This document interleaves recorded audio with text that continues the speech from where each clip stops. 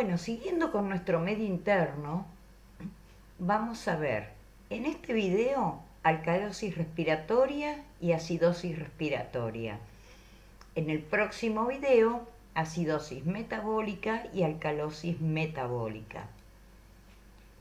Bueno, nuestro medio interno se mantiene por medio de la homeostasis, donde el organismo lo regula solo. Tenemos valores que son normales para tener como parámetros, con un pH de 7,4, concentración de hidrógeno, una presión arterial de dióxido de carbono de 40 milímetros de mercurio y una concentración de bicarbonato de 24 miliequivalentes por litro. Bueno, para calcular el pH se hace con esta fórmula, menos el logaritmo de la concentración de protones del medio. Bueno, si disminuyen los hidrógenos y aumenta el pH, tenemos una alcalosis. Si aumenta la concentración de protones y disminuye el pH, tenemos una acidosis.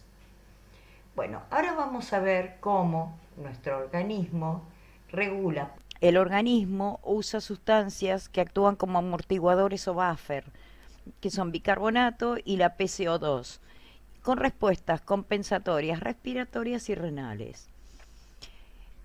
Entonces se mantiene dentro de este rango. Bueno, a nivel respiratorio actúa eliminando o reteniendo CO2. La respuesta es rápida y aumenta o disminuye hasta que se estabiliza.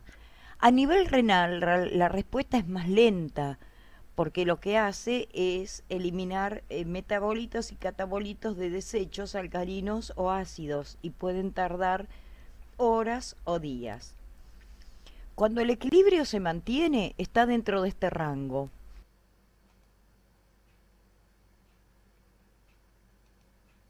Bueno, en la acidosis respiratoria se produce una acumulación de dióxido de carbono a nivel pulmonar y este también se almacena en líquidos y sangre generando acidosis.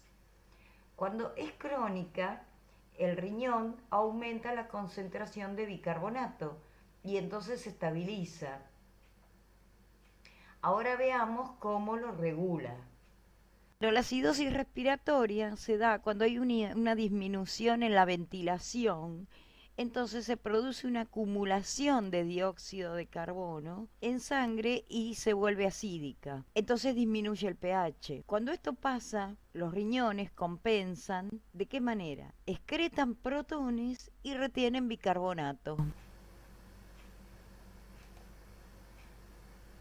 Bueno, las causas de la acidosis respiratoria. Tenemos EPOC, asma, fibrosis quística, fármacos narcóticos y benzodiazepinas, alcohol, hipertermia maligna. La hipertermia maligna es una patología que no siempre se da en sala. Por lo general se da en el proceso intraanestésico y está comprobado que son algunos anestésicos los que la pueden provocar. Es muy específica, hay que interrumpir la anestesia y aplicar los fármacos adecuados. Además es una patología cuando se desencadena bastante difícil de manejar y grave. Bueno, el laboratorio de la acidosis es la gasometría, que da el valor de la función respiratoria. Ahora veamos cómo vemos esto en el carnógrafo, la concentración de dióxido de carbono. Bueno, tenemos una fase 1 que va desde 0, presión de milímetros de mercurio acá sobre el eje Y, y en el tiempo sobre el eje X. Parte de 0, es la línea inspiratoria. Luego tenemos una fase expiratoria, donde ya denota el nivel de dióxido de carbono, una fase meseta y nuevamente una fase inspiratoria. Esto que sigue es la acumulación de dióxido de carbono, o sea, como la vemos en el capnógrafo. Bueno, el tratamiento de la acidosis respiratoria. Hay criterios para la inclusión en la ventilación mecánica no invasiva y son un pH menor a 7,35 y una presión de dióxido mayor a 50 milímetros de mercurio. En el EPOC reagudizado, en la hipoventilación y obesidad, y en patologías torácicas como son la citoescoliosis, la toracoplastía y en la insuficiencia cardíaca. Bueno, el objetivo de la ventilación mecánica no invasiva es asegurar el intercambio gaseoso, incrementar el volumen pulmonar y aumentar la frecuencia respiratoria. Además, impedir el colapso pulmonar y disminuir el trabajo respiratorio. ¿Por qué? Porque lo que necesitamos es justamente que eliminar el dióxido de carbono.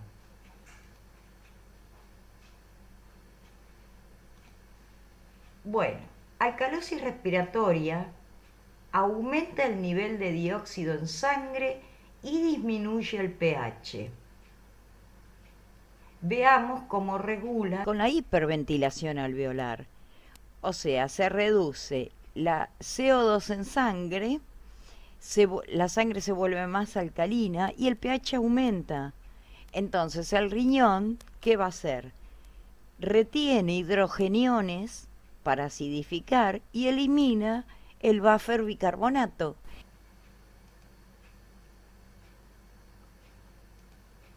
Bueno, las causas de la alcalosis respiratoria: pánico, hipertermia, hiperventilación, dolor, tumores y problemas hepáticos.